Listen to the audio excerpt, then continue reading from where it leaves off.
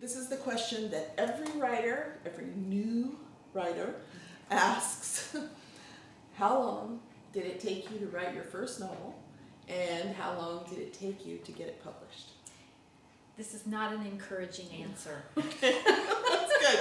But it's probably real, which is what we need to hear. It's not an encouraging. Okay, so about 12 years. Wow. Okay. So and my journey is not a normal journey. I did not start out like a lot of writers who just have always wanted to write, and I did not want to write. I was a speaker first. Right. And a Bible teacher, and I wanted to write Bible studies, not novels. I love to research and study, and really all I wanted was to write one book, and I just wanted it to be a Bible study on the Song of Solomon that would be in the back of the room when I was doing my retreats and conferences, and that's all I cared about, was just writing one Bible study on the Song of Solomon. And I went to my first writers conference to do that very thing, and one of the editors looked at me and said, "I would not publish a Bible study on the Song of Solomon if you were Billy Graham, and I'm not,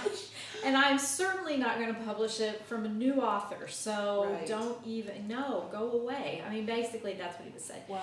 So I then another few years decided, well, I'll try my hand at devotionals and try to get that published, and that didn't work either. And so a very good friend, our very good friend, nagged me until I decided to write Bible stories in novel form. Wow. And so I wrote the Song of Solomon in novel form, and that was my first book, and I got a contract for that in 2008, 12 years after trying to write it and get it published as a Bible study. But that actually was the second book I had published. They said they couldn't publish it until 2012, and so they wanted me to write another novel while I'm waiting, and so they actually gave me a 2-book contract. Wow. And they asked if that was okay, and I'm like, well, let me think about that for sure, okay. But here was the thing, I was scared to death because I'd never written a novel under deadline. Okay. And so I had 1 year to write a novel, and they asked what I wanted to write, and I said, I don't know, how about Job? And they said, that sounds good. They didn't know that nobody had ever written on Job before. So I wrote on Job, and I had a year to do it, and it was terrifying. So there you go. And Love Amid the Ashes, the Yes. story of Job, and also mirrored with the story of Dinah, Yes. is my favorite. Oh, well, there you go. See, And I thought that was first. your first novel. But it was your first published It is. novel under deadline. Yes. And interestingly enough, it's the first novel that ever won an award. Yeah. So, that first one that I was terrified to do, it all worked out. And, maybe if I'd let God do more and me do less, we'd be better off, wouldn't we all, be right? better off. Yeah, that's right. But that is a great novel. I love that book. And then Love Sacred Song is the one about Song of Solomon. Yes. And there's a third book in that trilogy, right? Yes. Love in a Broken Vessel. Love in a Broken Vessel. Mhm. Okay. For inspiration, how do you maintain inspiration for the long haul of writing a novel? For me, writing a novel has never been the purpose. Okay. For me, writing has always been about the studying. Mhm. I love the research because for me, research is studying the scripture. I study the culture, I study the characters, and as I study and research, these stories of the real people come alive. And the lessons that God taught these people in Scripture are the lessons that I glean. I learn those same lessons as I'm putting hair and eye color and personalities to these characters of Scripture. I put a little of myself in each of these characters, but each of these characters also affect me.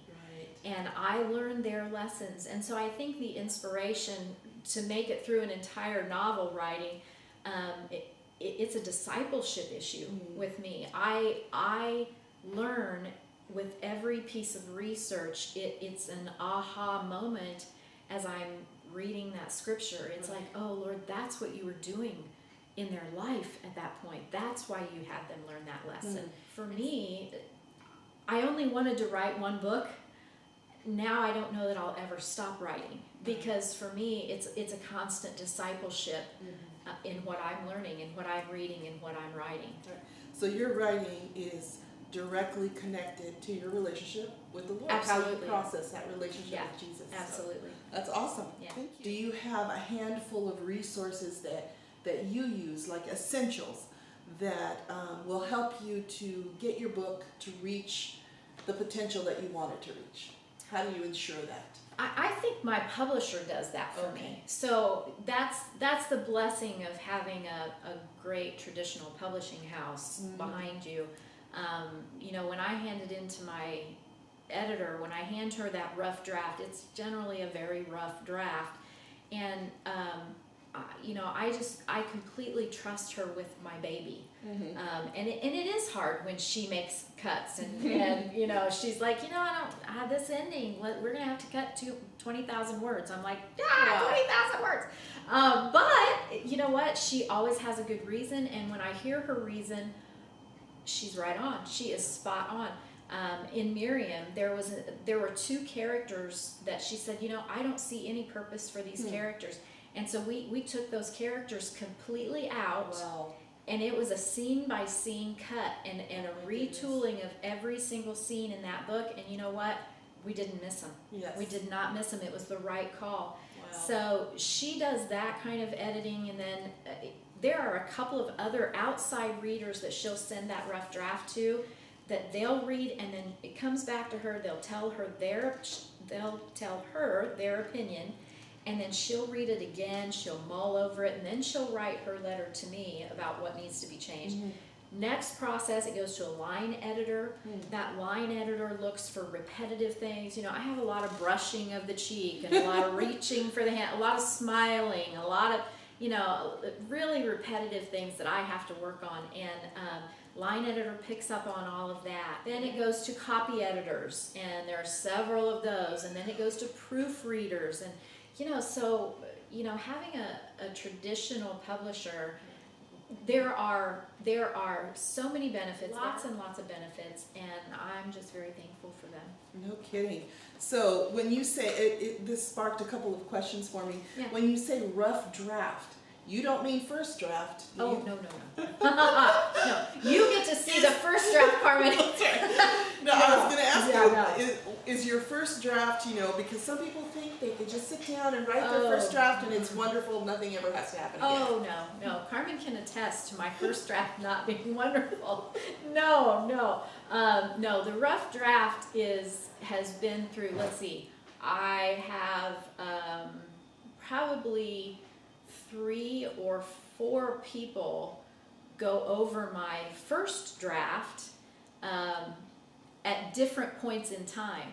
So Carmen has seen the first, I don't know, 15, 20,000 words of the next book I'm working on. I'll go over that, and then I'll redo all of that.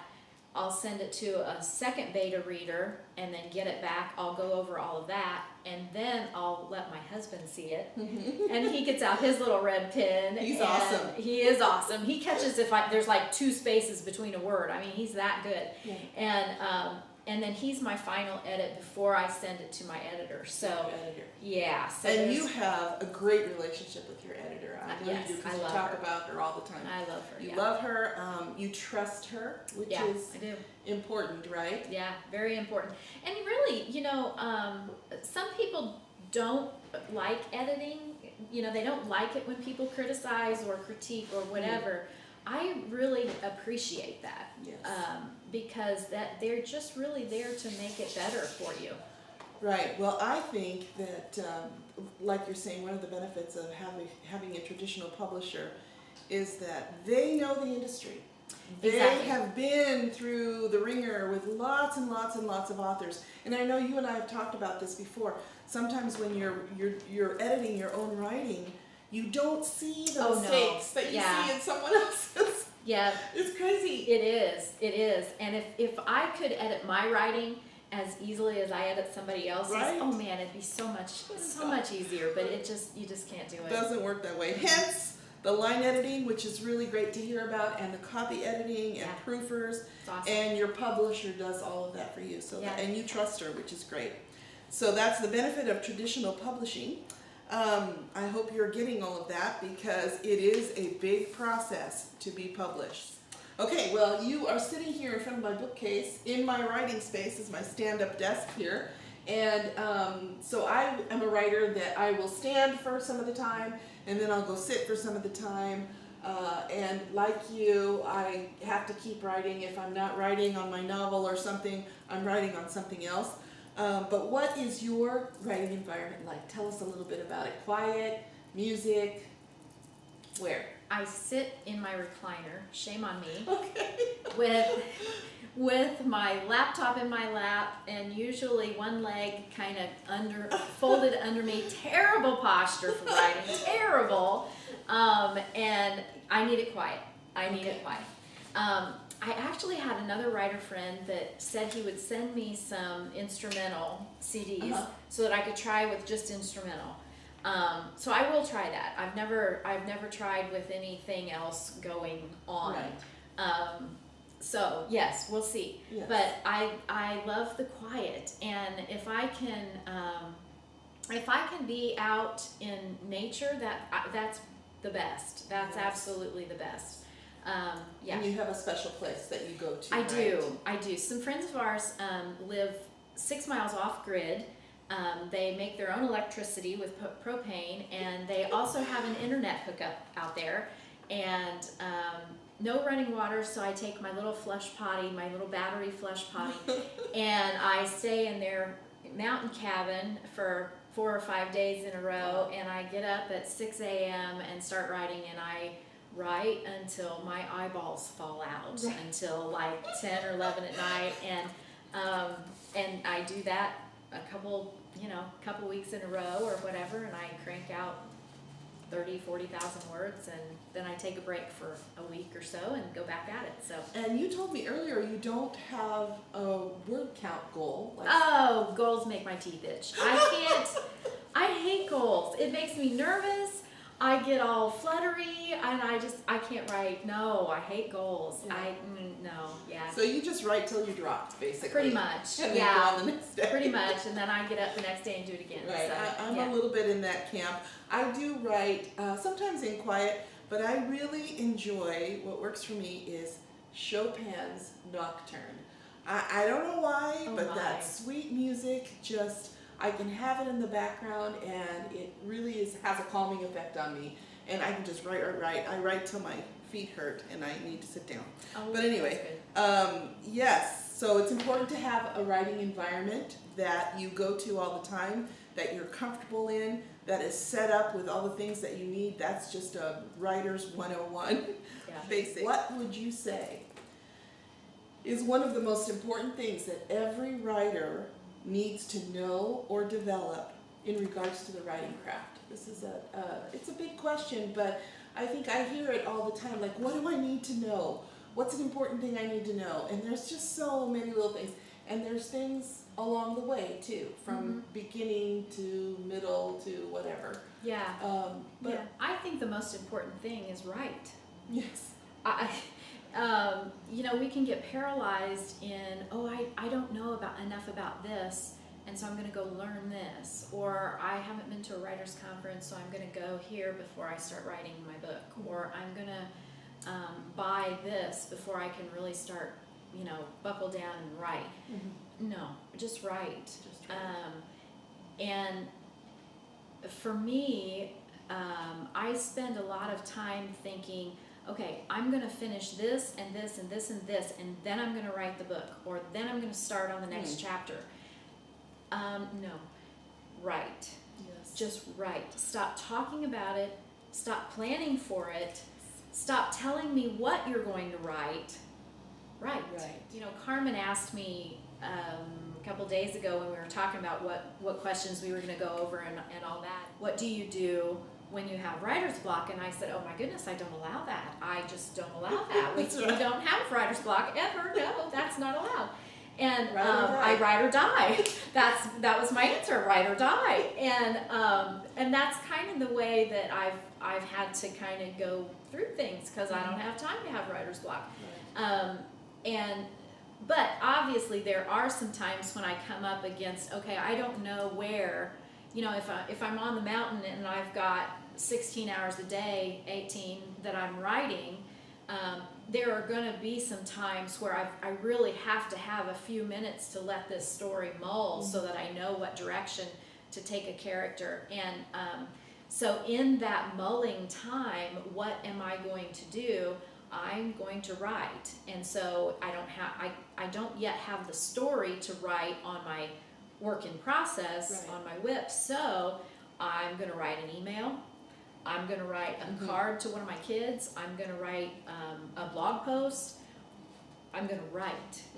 And I think that was the most valuable thing that I learned in those years, when I stopped writing the Bible study on Song of Solomon, and I didn't know what to write. I only knew, that was also about the time when my health issues began. So I was not able to speak like I had wanted to and like I felt called to. And I was like, what do you want me to do, Lord? I know this teaching inside of me has to come out. And I began writing devotionals. Write. Do something. Just yeah. So that's it. Right. One of my favorite quotes, and I hope I don't botch it up, is from our friend Jerry B. Jenkins. Jerry would say something along the lines of, writers don't just read about writing or talk about writing or attend writers' conferences. Writers write. That is a huge lesson for all of us writers, just to write. Yep. Awesome. Thank you so much. Thanks for having me. Yeah, I'm so glad that we did this. I know it's going to really be an encouragement to you to read Mesu's book, Miriam, and also to read about her, Author Essentials, a little bit of about Mesu personally that we didn't cover today. It's on my website, carmonyrichards.com. Also, you can learn more about Mesu. She mentioned your illness, and that there's a great story on your website about that, mesuandrews.com, spelled MESU Andrews.com. So don't miss that. We're going to do a giveaway of one of Mesu's books. It'll be Miriam, a signed autographed copy. To enter into the contest, please comment, and we will pick someone sometime this month, and you will receive an autographed copy of Miriam. Another thing you can do while you're at my website, carmonyrichards.com, is sign up for my email, and if you do, I'm going to send you my very own recipe for Texas sheet cake. I love Texas sheet cake. And the story behind it. This isn't really my recipe. I received this recipe from a dear friend, and I'm not going to tell you the story, but it's a beautiful story. I'm eating. I know you are. Go ahead. And so you'll receive this if you sign up for my email newsletter this month in June. Thanks again for joining us, and I hope you enjoy Miriam by Waterberg Multnomah, published author Mesu Andrews, and my friend. That's the most important thing. Bye-bye. God bless. Bye. Yum, huh? Oh, man. I know. Really good.